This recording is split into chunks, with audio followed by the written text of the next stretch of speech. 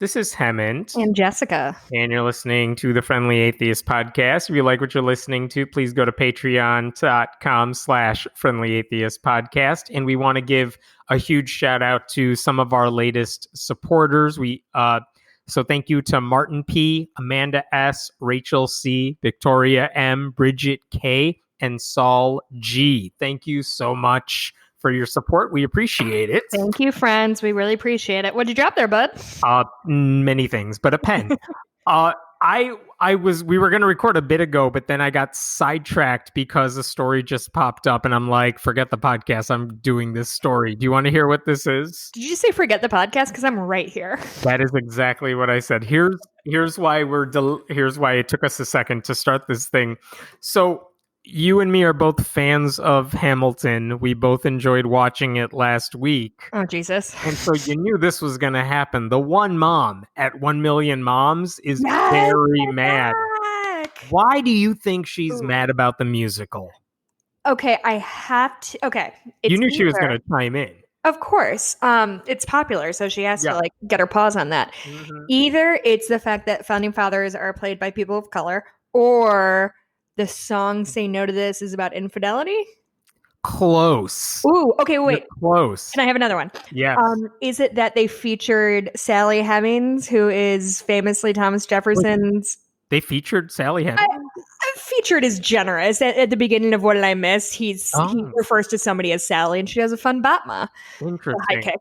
No, here's her problem. So I'm going to step back because I think both of us know this, but in the musical, there are three uses of the word fuck, like in the original Broadway show. Correct. And Lin-Manuel Miranda basically said on Twitter weeks ago, he said both the Motion Picture Association of America and Disney Plus has a policy. Like Disney Plus says you got to have only PG-13 movies on our site. But the MPAA... I didn't know they only allowed PG-13 movies. Yes. I thought you just wanted the PG-13 rating. Oh, that he does. But Disney Plus has a rule, like, we're not going to have R-rated movies on our streaming site. Makes sense. It's Disney. The Motion Picture Association of America says if you have more than one F-bomb in your movie, then we automatically give you an R rating. So what happens when you have three of them? So Lin-Manuel basically said, look, with one of them, we muted it. With the second one, you have like a record scratch sound over it. And we were able to keep the third one. So he joked on Twitter, I literally gave 2 fucks so the kids could see it. I will say that the 2 fucks he dropped, I'm genuinely, I know it's stupid, but like genuinely bummed about because they come in really good moments that I like a whole lot. They do. They are fun. I will say, having seen it, they're also like... they're not essential to the scenes. It's just like characters. I think one of them's like, we're Southern motherfucking Democratic Republicans. That's exactly right. So it's like you didn't even need the word. So it was easy to censor it, self-censor it, whatever you want to call it. Anyway, Monica Cole, the one mom at 1 Million Moms, is very mad because they left one of them in. And here's what she writes in her rant. Disney's decision to allow even one F word to be heard on its Disney Plus platform is shameful.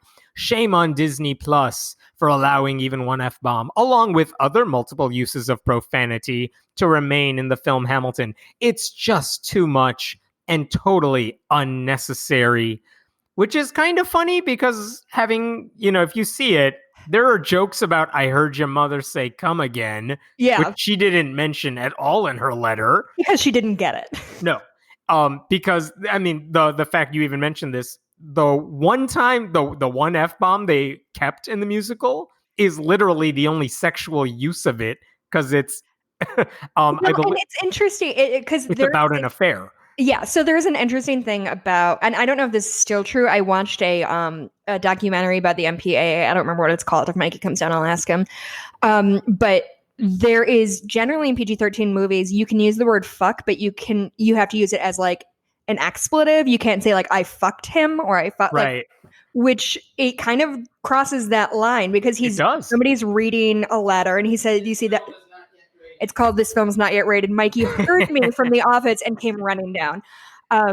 It The line in the musical is, "That was We my wife. You you decided to." and then it cuts to Hamilton who's saying fuck and I like fuck. Right. But he doesn't, I don't think he even says Technically, the CK. he doesn't. Technically, that's an expletive and not a sexual use of the word. So I Yeah. think this still qualifies. Yeah.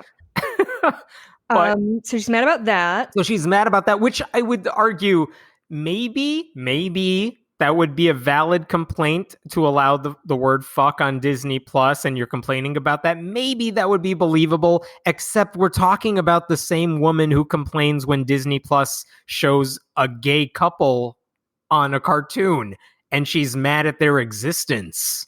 Well, the funny thing about this is you see this a lot in like kind of online culture of like, oh, if you don't like it, just keep scrolling, which I think does lend itself in this case, but not in, like if somebody uses like an F slur or an N bomb or something like that, that's not a thing like, oh, I don't like hearing the N word, so I'm just going to keep scrolling. Like that's somebody being abusive and racist, whereas this is like, nobody's making you watch Hamilton. Like No one's making you buy Disney Plus. yeah, it's truly wild. Like she does not have to watch this thing. She doesn't have to agree with MPAA ratings. They're kind of bullshit anyway. Right. And by the way, like the movie came out a week ago. All the fans have already seen it. All the teenagers and kids already know all the lyrics. Yeah, you could mute the last fuck. They would still know exactly what's going on. yeah, I've seen it thrice since it came out, which I'm not proud of, but also not going to apologize for.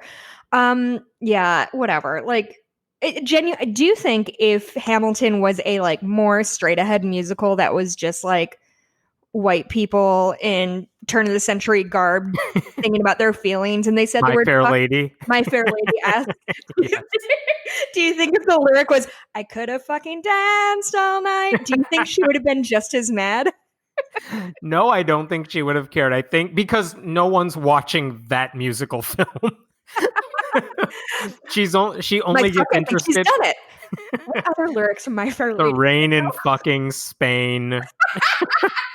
Like she's injecting herself into this conversation because everyone's talking about Hamilton and no one's talking about her. And because there's no new material for her to complain about, she has to find something to complain about. I've fucking grown accustomed to her face, man. What do you want me to say? I believe it would be I grew accustomed to her fucking face. Oh, God. Okay, listen, I don't need your notes right now. I think we're all just doing our best. Who is Henry Higgins' friend? Pinkerton? Is that the name? Because I was him in high school. I can't remember his name. Excuse me. I can't remember his name, but I was that guy. Really? Yeah. The rich high school. Oh, Daddy, we don't need that from you. That's not even the that's point. her dad. Colonel Hud. While you figure this out, I'm going to move on to the next story. Colonel Hugh. No. Okay, so on CNN earlier this week, they were doing a handoff. Don Lemon and Chris Cuomo were doing like a handoff between their shows, and they're having their little discussion between their shows. And at one point, they were talking about the monuments that people have been Colonel Hugh Pickering. That's who I was. They were Pickering? Aren't those like the mob people? Maybe. They were complaining. They were talking about the monuments that have been coming down because people are like, take down the monuments of these founding fathers, maybe, or these American historical figures because they were slave owners, because they had these big gaping flaws that we need to address. Why are we honoring them with the statue? So Don Lemon, the anchor, was basically bringing that up because his whole point is, why are we deifying the founders of this country, many of whom owned slaves? Which is a valid point. You're not rewriting history to say we don't need to pretend they were perfect. And in the process of arguing that, he said, Jesus Christ, if that's who you believe in, Jesus Christ admittedly was not perfect when he was here on this earth. His point being, Jesus wasn't perfect, but people still honor him. If you believe in him, you think he's the son of God. Dottie gets it. So I get what he was saying. But of course, this week, the Christian right has been like calling for the boycott of CNN, basically. They've been calling for like a boycott of CNN. So Pastor Robert Jeffress. Because he implied that Jesus wasn't perfect? That's right. And in their faith, Jesus Christ was perfect. Not only that, he was so perfect that if he wasn't perfect, dying on the cross for your sins is like not real. Like he Oh has to no, be it's not perfect real. because his death only is meaningful if he is perfect, and they killed the perfect guy. So they're mad. So Pastor Robert Jeffress, the Trump supporter, said Don Lemon was heretical. Mike Huckabee said it was blasphemy. One conservative news outlet said Don Lemon was a fool.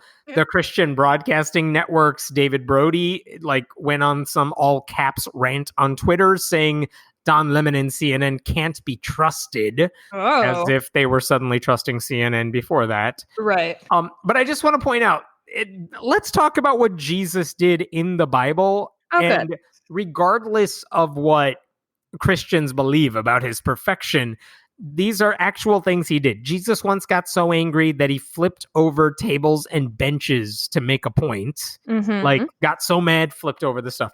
He once cursed a fig tree because it Don't I didn't know? have anything for him to eat because figs were not in season. And then the tree died.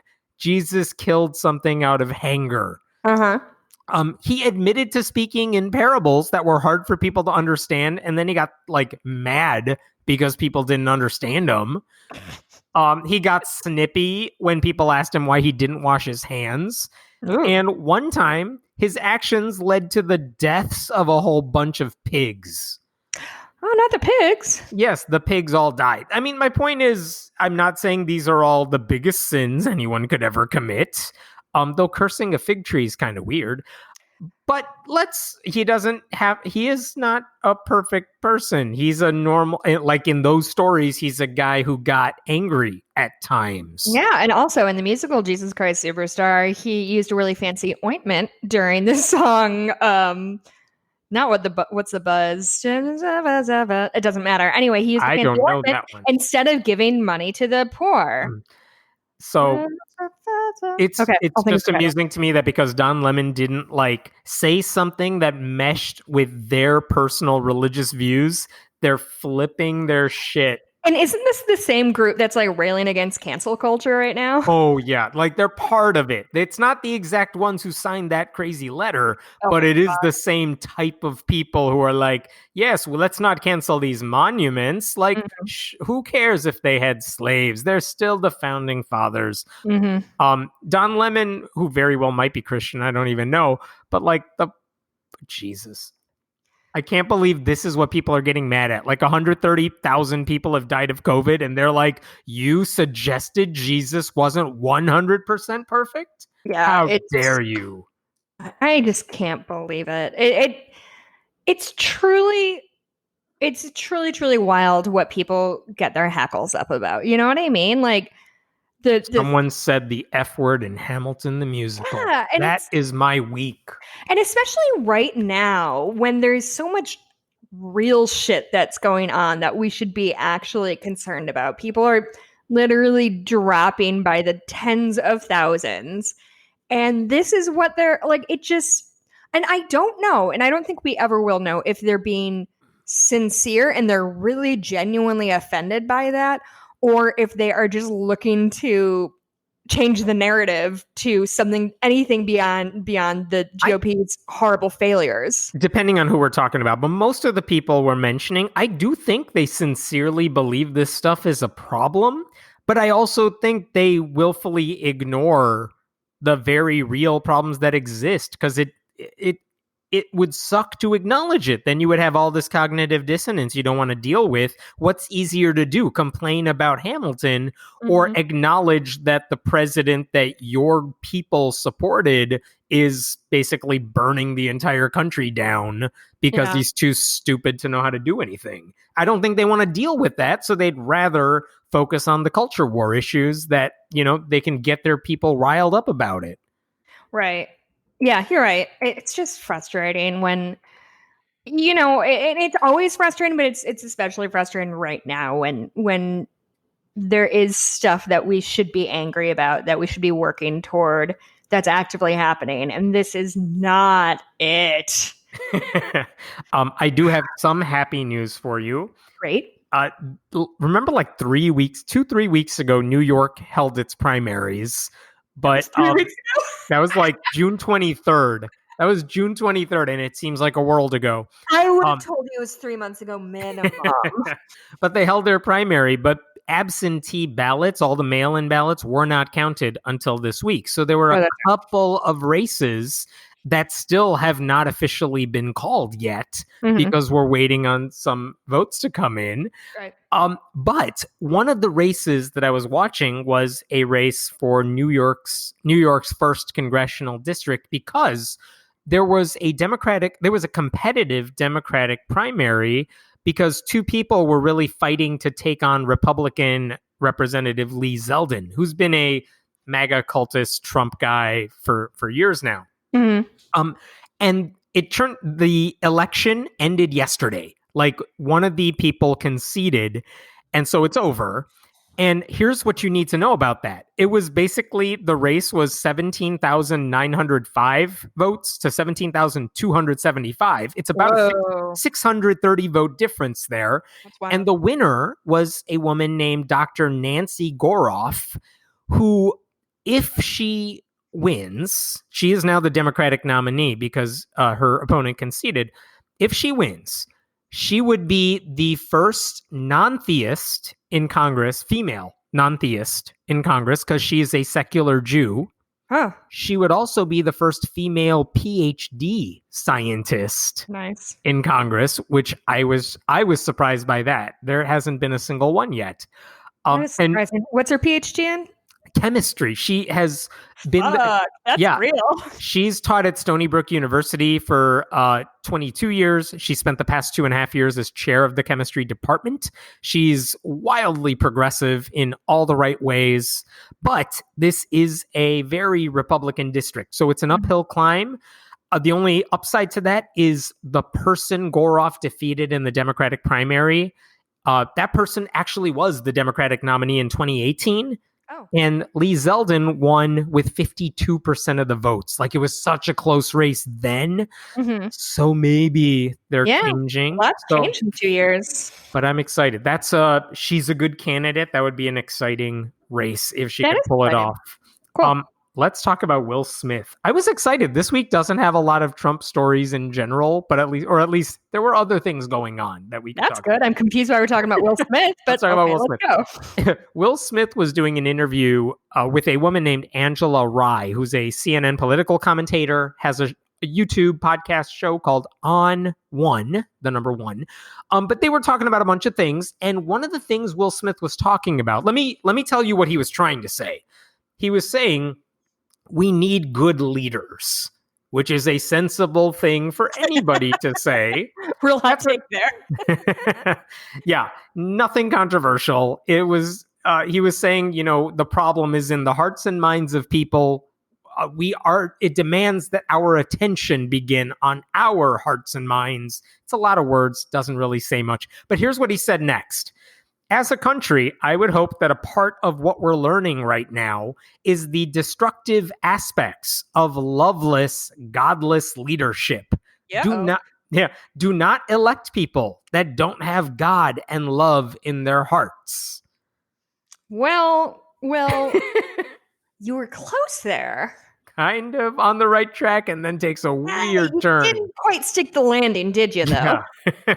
He went on to say in a YouTube comment, after I think people complained. YouTube comment. I'm sorry, in a Facebook comment, he posted, not any better. What universe are we living in? Yeah, he had to clarify on Facebook. Sure. Just to clarify, I'm not talking about church or religion. So when he says godless, he means godless in the non-religious sort of way people just say godless as a slur. Isn't that always the way, though? Like, when I say he's holy, I don't mean he's of religion. I just mean he's good. I couldn't. Right. There's no other synonyms for good besides holy. He's a good Christian man. No. I didn't mean Christian as in Christian. I just meant Christian as in synonym for good. That reminds me when I was a kid, I used to go to tee up that's the whitest thing you've ever heard. I used to go to sports camp in Iowa every summer. Jesus Christ. It's called Loris. There's a college called Loris. It's like right across the Mississippi from it's in Dubuque. But Are I you went just there. trying to get whiter with everything you say? Well, this is in my past, so I think it really contributes to my current whiteness. I think anything moving forward is me trying to get more or less white. But they had this. So it's like a week-long sports camp, and then at the end you get that are kind of like fraternity paddles, and they brand. You get a brand for like the an evergreen tree that means perseverance, or that's the only one I remember, or like a Okay. shield that means whatever. And they always had one, and it was the last one I got. It was a cross, and it was very much like, this stands for Christianity. Now, when we say Christianity, we don't mean you're Christian in a literal you're Christian way. We just mean the merits of Christianity, like love and kindness. Right. And Christian values. anyway, I probably went there from like maybe 8 to 14 or something like that. And every time Enjoy that cross news. well, well, and you got like you're supposed to get a different one every time you went, and that was the last one I got because I did not know my Christian values very well at sports camp. And this is what like I've heard from a couple people online who are like they're really mad at what Will Smith said, to which I was the one who was trying to talk them off the ledge here, saying like, look, who fucking cares? It's not even the who He's cares what the Scientologist. You know what? He has said that he likes principles of Scientology, which again is his way of saying something without actually saying anything of substance. Like, I don't know what he is. But again, I also think he has no clue that when he says godless, it comes off as a slur to a lot of people. So I'll give him the benefit of the doubt and say he just is ignorant on that front. But I just want to point out, like, the problem with our leadership right now, which he's complaining about, is that it's supported and driven by white evangelicals. The problem is not godless leaders; it's that we have too much God, yes, and the worst people who believe in God. Yes, like we need more godlessness in I would say using godlessness as a shorthand for bad is terrible anyway, because it is, really disrespectful for anybody who doesn't believe. And we all know when you say somebody's godless, we mean they're not Christian. Like nobody's accusing like whatever. But we don't have enough Muslims in government. That's not what he was getting at. Or something. But it just sucks that exists as shorthand still. Like it's 2020. Can we do better than that? Because we can see the evangelical right. If you're trying to say Christian values and you want to say, we need better leaders with more compassion and stronger guiding principles, then say that. You don't need to shorthand that one. Yeah, it's a bad shorthand that needs to go. But like, also, I like Will Smith just fine. He seems fine. After Earth was a garbage movie, but like, I'm also not looking to Will Smith in a movie in a long time. I don't think it's been a long time since I've seen him in a movie. Mikey saw Gemini Man. He said that was Never heard of it. Oh, he played himself and younger himself, and they fought.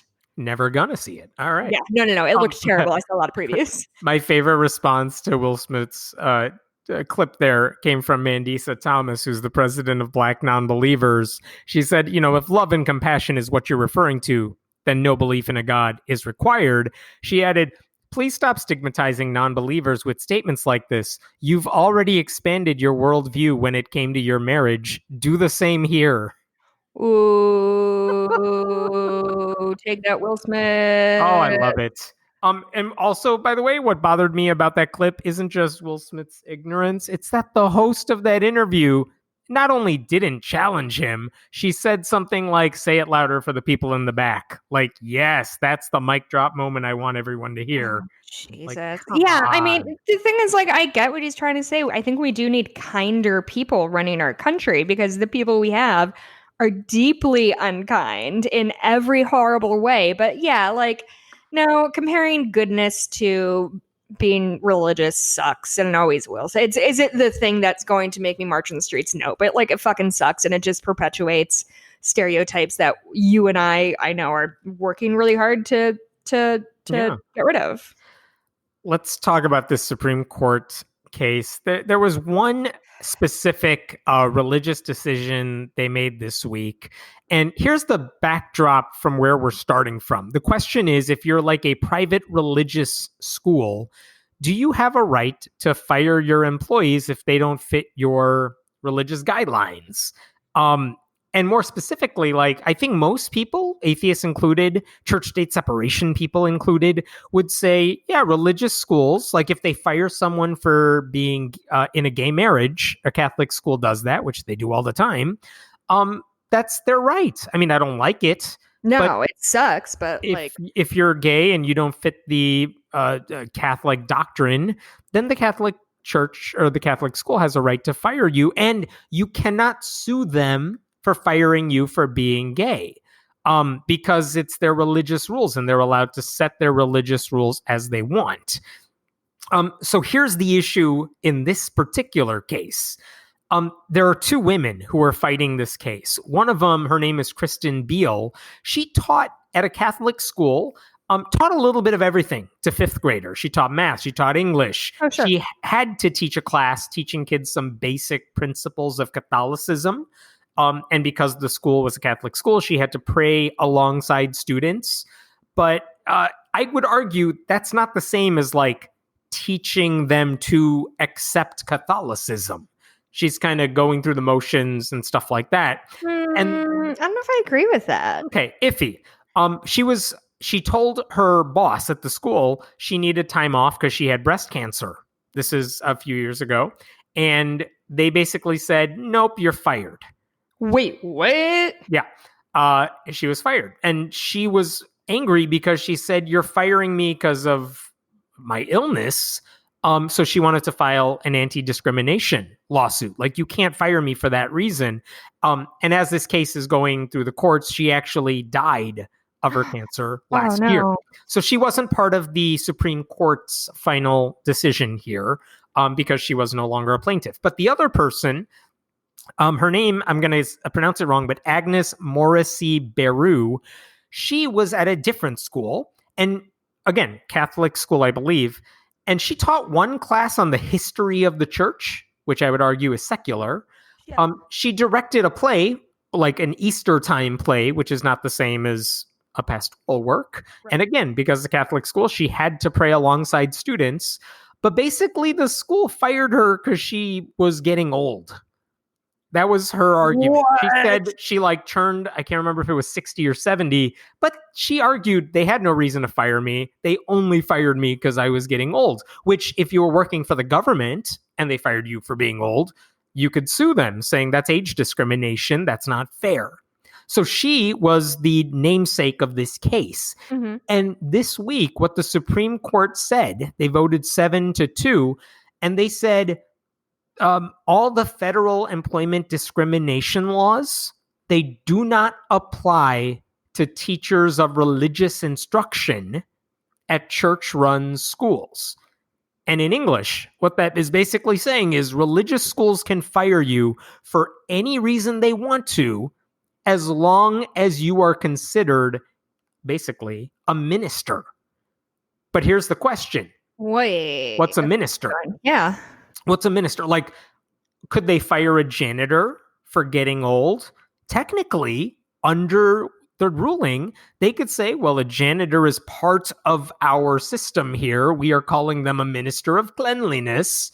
Like, there's nothing that prevents a Catholic school from saying every single person on staff is technically a minister, because they are part of our staff, and then firing them for whatever reason they want to. And it applies not just to teachers who are promoting the faith, but anybody. They can get away with hiring and firing anybody they want under the umbrella of just saying, yep, this person was a minister. Doesn't matter what they were teaching, what they were supposed to be doing. Doesn't matter if promoting Catholicism or religion was a part of the job description. They now have the leeway to do that.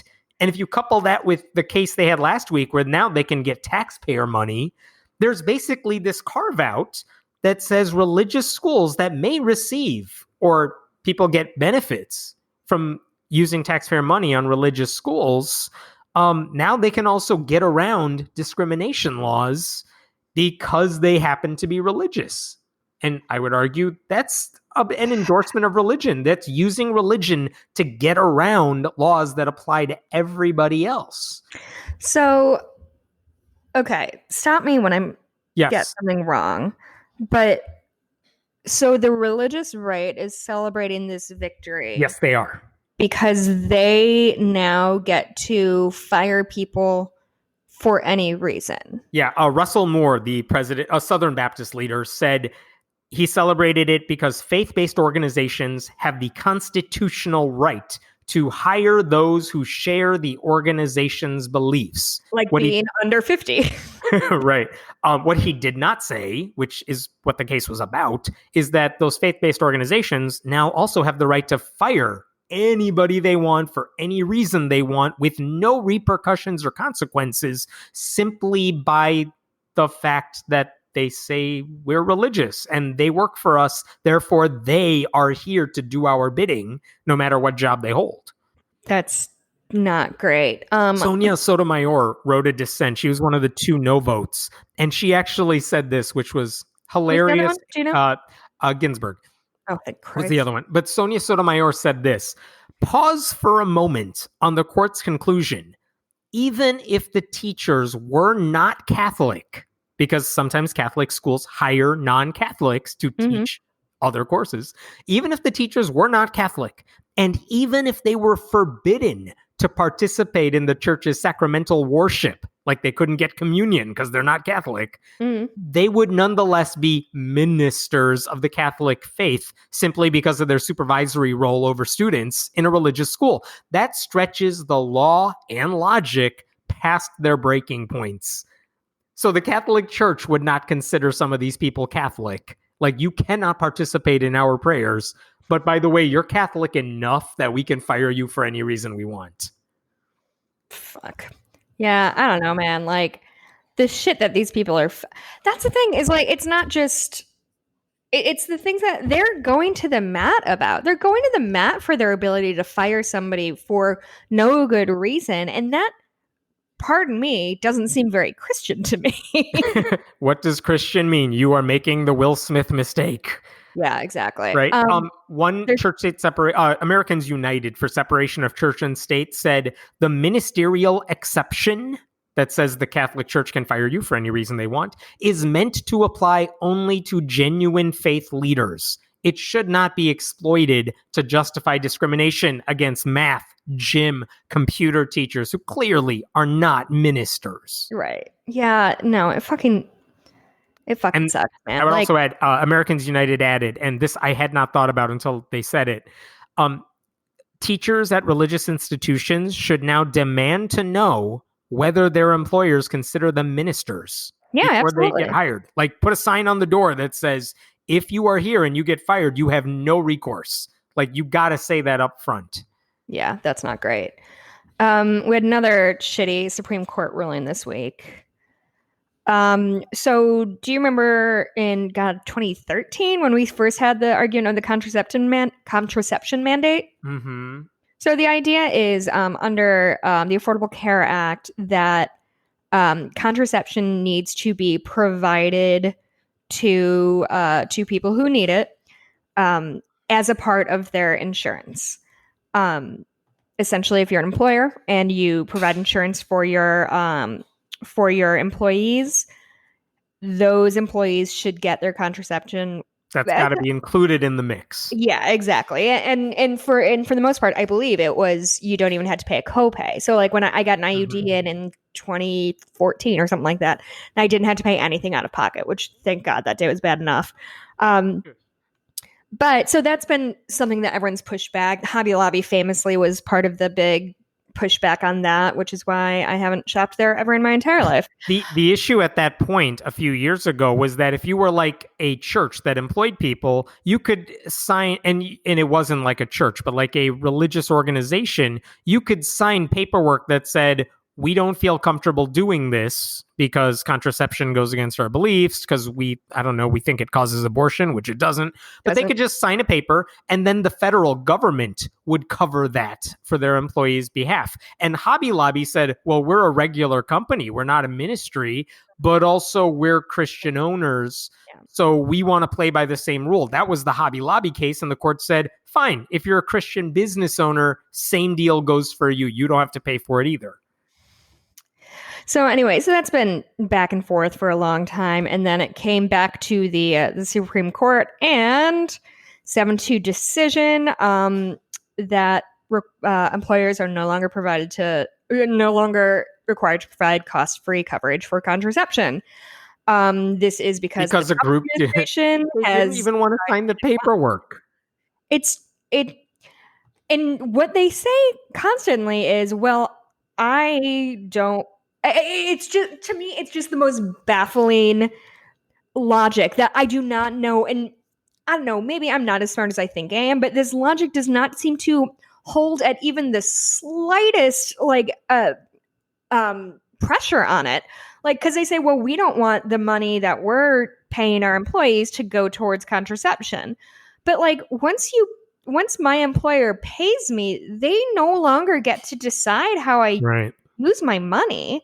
The weird thing here is the Little Sisters of the Poor, the organization that was suing, said, I mean, they could have just signed the paperwork that said, we don't want to pay for it for our employees. And then the government would have to do it. And they said that was too much of a burden. And the court said, yeah, that's fair. Yeah, that sounds really hard, you guys. Your employees are on their own.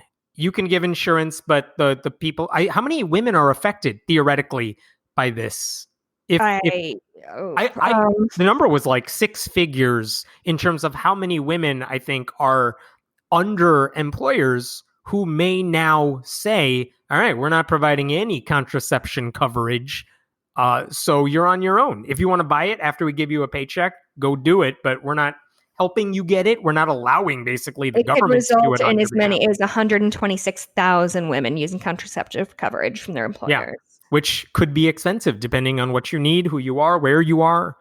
Well, and here's the other thing is, it makes me mad that I even have to say this, but contraception has uses beyond just not getting pregnant. First of all, for some people, getting pregnant is a life-threatening situation.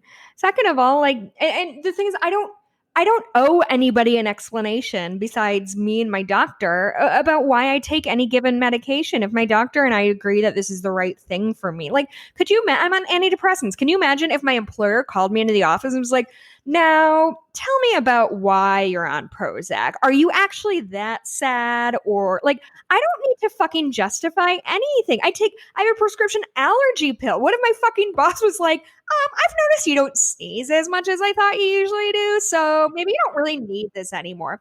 It's so absurd on its face, and that's even discounting the fact that women go on birth control for other issues that are for their healthcare.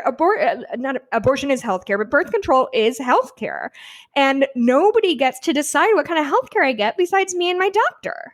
Yeah, the way to change this, if you're unhappy with that decision, I mean, if Democrats can take control in November, they could pass a bill that gives those women an option that isn't cost prohibitive. But right now, religious groups are able to become obstacles for their employees no matter what. Again, because you're religious, you get these special privileges now that you don't have to follow the rules everyone else plays by. 2 more things. One, it sucks that we rely on our employers for medical coverage. That fucking blows. I shouldn't have to change jobs because my employer is a nightmare person, when it comes to my healthcare. 2, and not to slippery slope this thing, but what if I go to work for a Jehovah's Witness? Jehovah's Witnesses do not believe in blood transfusions. Do they then get to, if I'm in a car accident and I've lost a lot of blood and I need a blood transfusion, does the doctor then have to call my boss to be like, hey, Jess might die soon. Would you mind? We've got some B negative lying around that works for her. Can we give that to her or no? Or even worse, I didn't die. I recovered. And then not even worse, but my insurance was like, oh yeah, no, that's not covered. So you're gonna have to pay for every fucking drop of blood that you. It is an absurd, like, and they must know. Yeah, don't. They must They know. should not tie insurance to employment. It's a horrible system, It's a terrible system. and it's not going to change if Trump or Republicans remain in office. Yeah, vote blue, y'all. Vote blue. I'm going to pause for a second to talk about a sponsor. We have a sponsor, dude. Yay! So, Being Reasonable is a new podcast hosted by Mark Solomon, in which he invites on guests to ask them about just one belief. So, for example, I believe in God. I believe that Christianity is compatible with evolution, or I believe vaccines are harmful and ineffective. So people have the beliefs, he may disagree with them, but instead of just debating them, Mark engages in a series of questions to gauge the reliability of their belief and find out what it would take for the guest to revise that belief. So the goal isn't to win, it's to get people thinking more clearly using what has commonly been known as street epistemology. Mm-hmm. So interesting process. If you've ever seen videos of that online, it's fascinating to watch it because it doesn't look like a debate at all. No. And some people really do change their minds. So Being Reasonable is available wherever you get your podcast. Check it out. Fans of this show especially may really like it. So check it out. I want to talk about a quote unquote COVID party, which is not a COVID party, but it got a lot of press this week. Is that like a chickenpox party? Yeah. Oh, good. So here's the story of what happened, and it's a sad story. A couple months ago, may have been a couple months ago, a 17-year-old girl, her name is Carson, she died of COVID-19 related complications. And I was reading an obituary about her earlier this week, and she seems amazing. She volunteered, worked with her church to give gifts to kids who didn't have the same privileges she had, helped out in a special needs classroom. She wrote Christmas cards for soldiers, Honor School's Honor Roll, Honor School's Bowling League. And she did this while having an autoimmune disorder. And she also had to deal with the loss of her father, who died when she was 10. Oh. So incredible kid, and very involved with her school and her church. What happened is she died of COVID, and this week there's a data scientist in Florida named Dr. Rebecca Jones who got a copy of the Florida Department of Health's medical report, like the autopsy reports, regarding this child, because that was a part of a public thing that she could get a hold of. And what she found in that report was shocking. What it basically said, I'm trying to read. Here's what it said in the report. This is from Dr. Rebecca Jones summarizing what the report said. Her mom, who's not a doctor, once Carson got sick, prescribed her daughter like an antibacterial drug. I'm not sure how that works because she's not a doctor. But I was wondering about that word myself. But she gave her some drug that is not something that fights COVID-19. It didn't help the daughter. Then she took the daughter to another doctor, and then she put her daughter on her grandfather's oxygen machine. Like, she's playing doctor and doesn't know what she's doing, this mom. Oh my God. Then, after things get worse, she gives the daughter hydroxychloroquine, which is the drug Trump has been touting, which has not been shown to help people with COVID. Does all the wrong stuff. But here's the question. Why did Carson get sick in the first place? And according to the medical report, she went to a church party on June 10th. And as of earlier this week, the church's website on Facebook page was still up, and I grabbed some screenshots. Here's what the Facebook event page, or their post about this event, says. Service is back and better than ever. We will be having our release party in the gym tonight at 6:45. There will be games, awesome giveaways, free food, a DJ, music, and the start of our new sermon series. There's karaoke, there's basketball, whatever.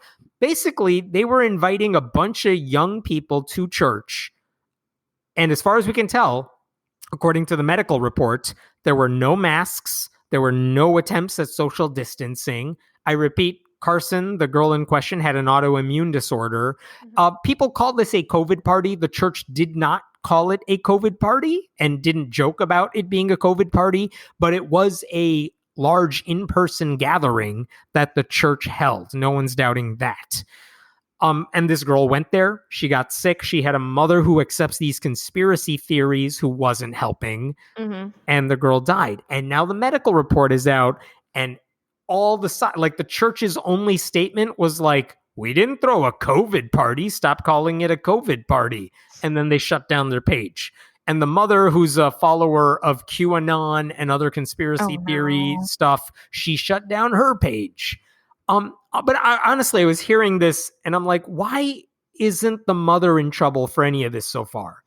I don't understand that. It's it does feel like neglect at best. I'm not obviously not on the church's side, but like I do think that calling it a COVID party isn't necessarily intellectually honest, because I think that when I think about like chickenpox parties, it is, oh, my 2-year-old has chickenpox. Bring your toddlers over. We'll get them all chickenpox so they can get through it. That doesn't not what the church was doing. Which not that intent matters. Obviously, this girl died needlessly. Right. But I think if we want to stay intellectually honest about what we're talking about, I don't think it's fair to call it a COVID party. Yes, that said, right. That said, what is fair is to say that this church disregarded the advice of the CDC and all medical knowledge. Yes. And knowingly put their congregation in danger and killed a child. They caused a child to die. She does not have to be dead right now. Her mom, also responsible. I don't even know who I'm more mad at. I don't know if I'm mad at the church for deciding in early June to throw a giant party with no precautions, or the mother who saw her daughter get sick and decided Trump would be the medical expert she would pay attention to. So she knew her daughter, ostensibly she knew that her daughter had this autoimmune deficiency disorder. So she believes in some science because she accepted that her daughter had a disorder. It's not like she doesn't believe in medicine flat out. Mm-hmm. She picks and chooses what she believes. And who knows, like maybe this girl wouldn't have recovered anyway. You know, those with autoimmune disorders really struggle with COVID and have lasting effects after it's done if they do survive. But it's shit like this that's when are we going to learn to take responsibility? Like, when are we going to learn that being inconvenienced isn't worse than being dead? I saw there was a New York Times report this week that said I think 650 COVID deaths have been linked to church outbreaks. Mm-hmm. And a response that I heard from the Trump Christians was like, only 650? Like, there were more at, I don't know, protests, whatever they're mad at, even though there weren't. Like, they're basically saying 650 is such a small number of deaths. So why are you blaming us? We didn't do anything wrong. Stop picking on churches. But this same group of people is mad that there's an F word in Hamilton. Like, right. Just the shit that they decide that they're going to rail against does not make sense to me. It's astounding and it's fucking tragic. And I think history is going to show that religiosity and a lack of skepticism is going to be one of the most deadly things that happens in the 21st century. People are going to continue to die needlessly because we have leaders at the very top who are willing to indulge this obsession with conspiracies and like, you can't tell, and this like obsession with freedom and independence, and like, you can't tell me what to do. Like, no, I guess I can't tell you what to do, but also what I'm telling you to do might help your kid not die. So like, that's on you, I guess. Like, I frankly hold the mother responsible.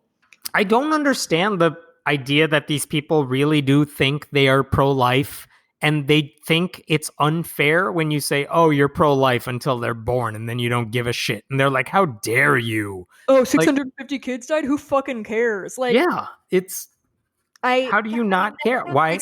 I had to leave my terrible Facebook groups, my local like Aurora Naperville Facebook groups, because people are like, oh, only 5 kids died. And I was just like, I just want to know how many kids dying is acceptable. I just want to know.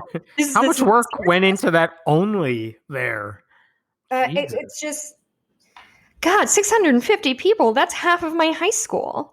Yeah, like You know what? That's double my graduating class. Like, I don't know what this is. It keeps coming up, and it started, I think, around the kids in camps era of the Trump administration. But there they was just stopped caring. there was an article, and the headline was, "I don't know how to tell you should care about people."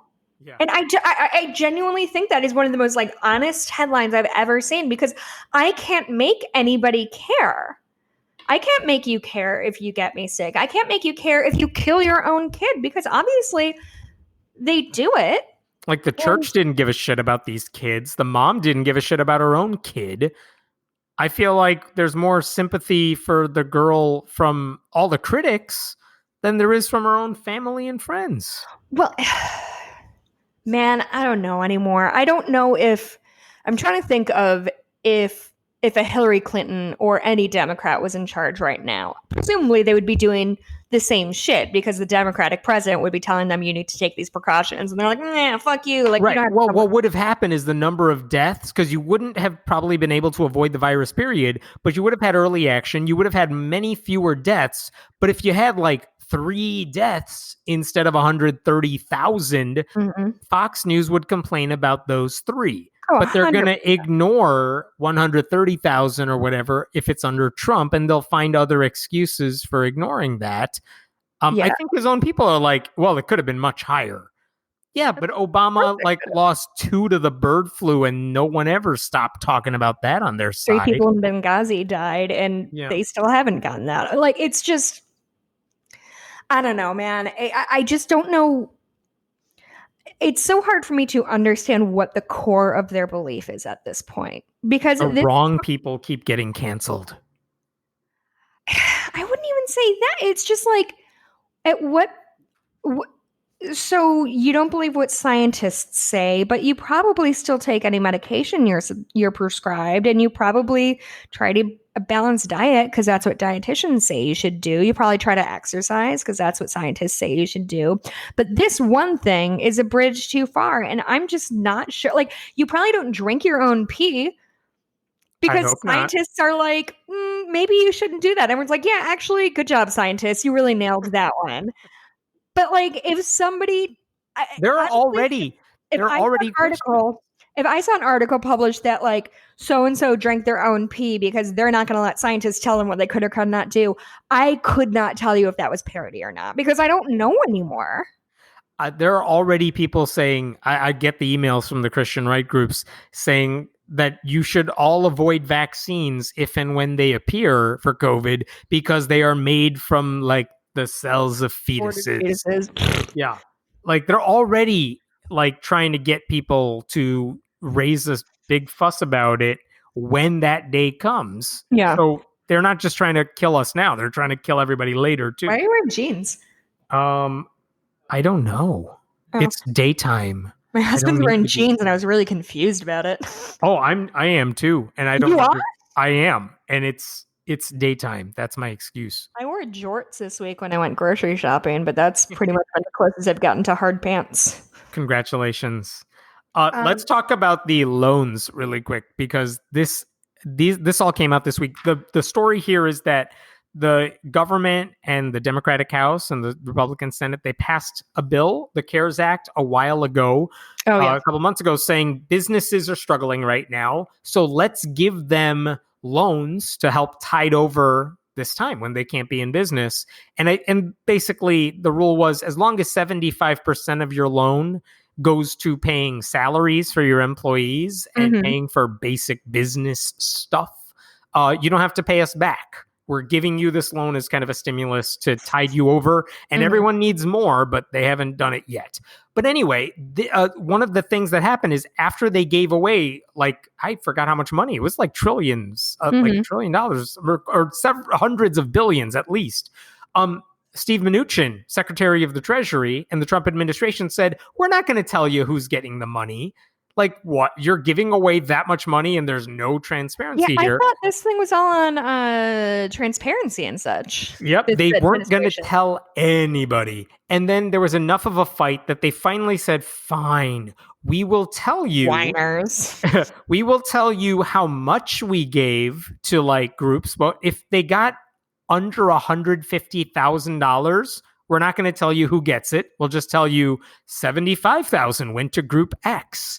Like that's it. But if they got over 150,000, they would release the name. So this week they released that list, and there were like, I don't know, 80,000 organizations that received more than 150,000 in funding. Mm-hmm. And so again, some of these, and they also said, controversially, they said all nonprofit groups who don't pay taxes are eligible for this funding. So that was interesting. And then they said, oh, churches are nonprofits? Right. Churches can also get this money, which was controversial. But okay, so a couple things we learned here. Here's the atheist side of things, in case anyone's curious. They didn't give exact amounts. They gave ranges. So between $150,000 and $350,000, the American Humanist Association got a loan. American Atheists got a loan because that's how much they need for their staff. There was a larger bracket for $350,000 to $1 million. Freedom from Religion Foundation and the Center for Inquiry got amounts in that range. Okay, again, not weird. They're all nonprofits. Mm-hmm. So I'm not I don't think it's hypocritical to say it was a bad idea to be transparent. Or to not be transparent. It's not a bad idea to criticize it and also want the money because you have a staff. That's fine. But here's the kicker. According to one estimate, this is by American Atheists, they said religious institutions, houses of worship, got between $6 to $10 billion with a B. And that depends because we don't know how much each group got under 150K. Mm-hmm. That's one thing. And then today, the Associated Press reported that the Catholic Church, what's the exact amount? I want to get it here. But the Catholic Church got a very, I'll get you a specific number. I'll find it. Where did it go? I'll be here. Yeah. 1.4 billion in COVID bailout funds. And so this is because they listed the names of who got it.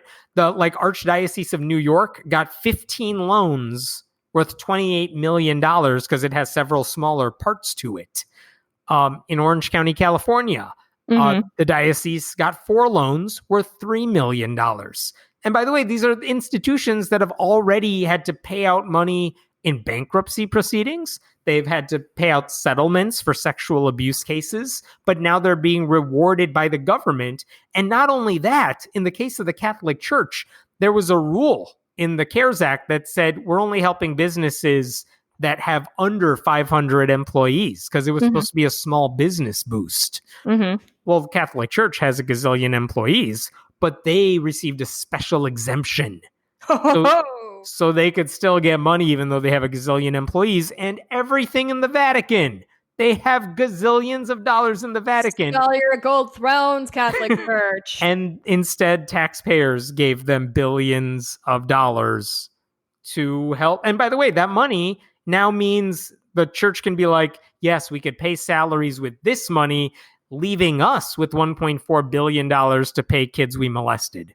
I was going to say, in the defense of the Catholic Church, they're out of money because they've had to give all their money to the kids that they've molested. So, poor guys, they're the real victims, I would say. And here's the sad part. I don't think there's any recourse here. I don't think there's much anybody can do. Just FYI, the church run by Robert Jeffress, the mega cultist Trump guy, they got between $2 and $5 million. There were 4 religious groups or ministries that got millions of dollars each. Imagine what I'd be able to do with between $2 and $5 million. Televangelist Joyce Meyer got more than 5. I'm sorry. Yeah, she got more than 5 million for her ministry. So Ark Encounter got more than $1 million. Ark Encounter got money. Can we apply for a small business, whatever? We are not a business. Or, hear me out. Yes. I will submit to being your employee, and then you can get whatever, $2.1 million, and we can split it, and then we can stop doing this dumb podcast. Pretty sure that's how this works. I will there's file no rules, Hammond. That's the sad part. One of the fair criticisms has been you basically took these applications and gave no thought, the Trump administration, to who actually needs it. And there's, again, we don't know who got less than $150,000, which is still a shit ton of money. Yeah. Like, how many people got these loans of six figures and we don't know who they are yet? Yeah. Meanwhile, I haven't been able to work in 2 months, and my unemployment randomly just stopped, and I can't figure out why. So, patreon.com/friendly atheist podcast so Jessica can pay her mortgage. I got one last one for you on my end, which All right. This is one we missed last week because I think it happened right after we recorded. But Trump issued an executive order calling for the creation of a National Garden of American Heroes, which would include a whole bunch of statues that protesters could not destroy. And he basically, like, if you read the executive order, it's not like they're saying we want to honor all the conservatives or we want to honor all the people you're tearing down.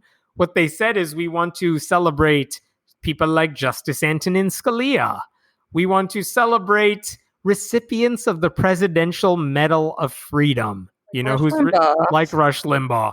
And also they name checked him, Billy Graham, preacher Billy Graham, who's dead, who, like, again, he is not I would argue he is, even though he was in contact with all the presidents for a long time, like a spiritual advisor of sorts, I would argue outside of Christianity, he is not a historical figure. He's important to some evangelical Christians, many Christians in the country, but I mean, what's his significance outside of a religious? I would answer your argument with my own argument, which is, don't they have better shit to be doing right now? No. What do you think they're doing? Taking care of COVID? No.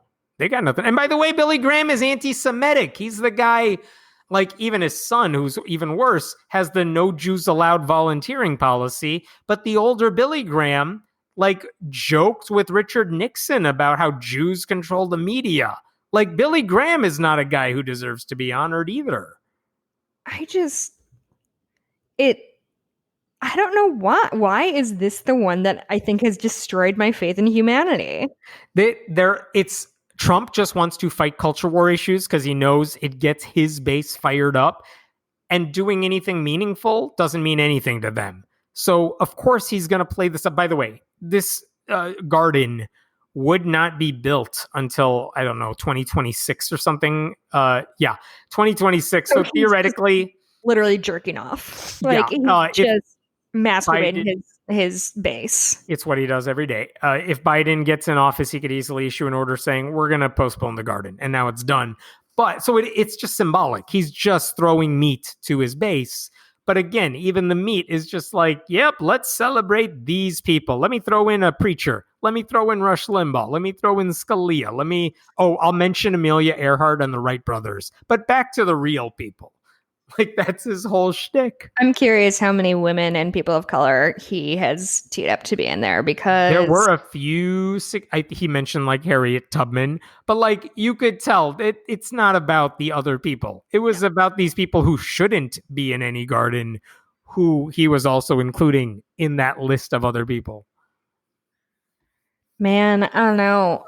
I think if they do that, if they have like a garden, they should do like a Medusa style thing and have in the middle of it a statue of Trump as Medusa. And so the garden becomes not a tribute to these people, but a place where all these people came and were turned to stone.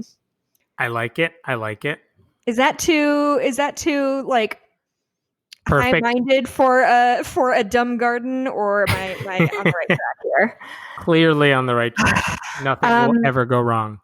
Just before we wrap up, in Bradenton, Florida, agencies were called to the Genesis 2 Church of Health and Healing in connection with search warrants and a federal order involving a concoction that the church has been selling as an alleged treatment for COVID. So back in April, these people got an injunction because they were distributing this solution that contains chlorine dioxide, which is an equivalent to industrial bleach.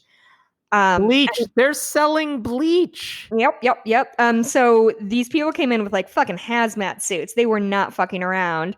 They found 50 gallons of muriatic acid, 22 gallons of the finished miracle mineral solution, and 8,300 pounds sodium chloride. So they're doing good. Yeah, so they raided this church, took all of their material. Mm-hmm. And by the way, this church is one guy and his 3 stupid sons. I think at least 2 of them have been arrested. I don't know about the rest, but this church has been around for years. I think at one point they were accused of like possibly injuring like 50,000 Ugandans. Yeah. Because they've been telling parents to give bleach to their babies. They've been slapped with fines in like Seattle or something. But, and by the way, they also said out loud, the guy who runs it, Mark Grenon, he has said in interviews and stuff, it's not really a church. We only call it a church to avoid government oversight. Oh, like, sure. They know it's a game. Yeah. And they're using it to sell harmful products to other people. Oh, in Australia, they were slapped with a $150,000 fine. Nice. There was another thing I want to talk about. There was some dude who talked about how syncopation, which is a type of musical rhythm, is bad for the frontal lobe, which is kind of fun. The thing is, I found this video and I just can't. It's just like a white dude talking to another white dude about how, like, when you clap along with music, frequently people clap on the called a podcast. Burn on podcasts. I don't know. It's just so fucking wild. Like, literally, this guy is like singing "Jesus Loves Me" and explaining why you clap on the 2 and 4 because the 1 and 2 is satanic, or 1 and 3 is satanic. It's wild. And then also there's a video I found. I'm going to send this to you because it's very funny. Okay. It's from the year 1980, and it's this terrible 3-minute long video about Mormons. And it's not even a video, it's just a series of pictures with bad dialogue. And it's 3 full minutes, and half of it is like, Daniel, did you take the pictures during the game? Yes, I will show them once I develop them. Daniel, how are things going? Oh, I'm still doing it. And then they're like, oh no, I just saw Miss Cooper pouring a cup of coffee. What are we gonna do? and then she comes out, she's like, oh, I was just pouring this cup of coffee for Mrs. Olson. And the kids are like, for you, that was a close one. This is like the Mormon church's horror movies. It's so fucking funny. This is what I was doing when you were getting ready to record. Right. I was watching things on syncopation and Mormons and coffee. It was a delight. Anyway, that's all I have. Are you all done? I'm all done. Christ, this week. Yeah, man, it was a lot. So, hey guys, thanks for listening. If you are not already a donor to our Patreon, patreon.com/friendlyatheistpodcast, you are missing some podcasts that my husband and some friends of mine have been doing. It's just a bonus thing where we talk about movies and shows of people being trapped together and then discuss them on the podcast. The twist for July is that my husband decided he wasn't going to watch any movies directed by white men. So now we're even further narrowing the scope of the movies that we're watching. So that was fun. We watched the movie. Oh, okay. This is what I want to say. We watched the movie Black Christmas, which is the most recent in a series of remakes of a horror movie from the 70s, I think. And it got like a 3.2 on IMDb. And everyone's like, this is crap, blah, blah, blah. 3.2 out of 10? Out of 10. Okay. And like The Room got 3.8. So like put that in your scale. And everyone's like, oh, this is crap. It is the feminist horror movie of my dreams. It was so fucking good. I enjoyed every moment of it. It's like it's a kind of hokey slasher movie. It's a horror movie.